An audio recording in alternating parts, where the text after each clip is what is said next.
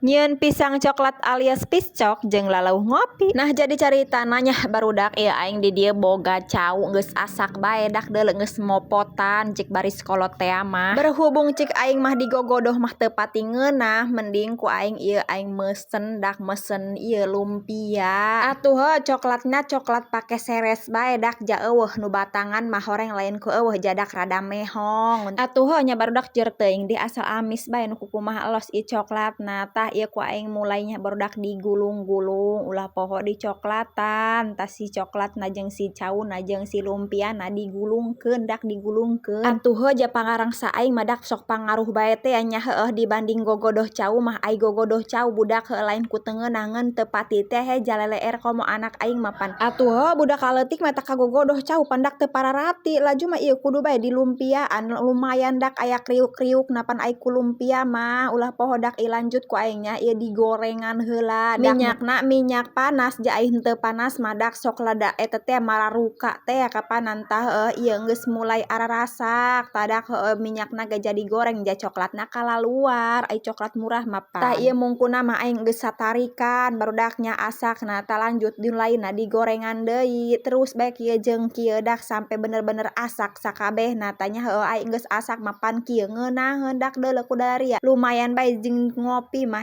ukuran sakieu mah.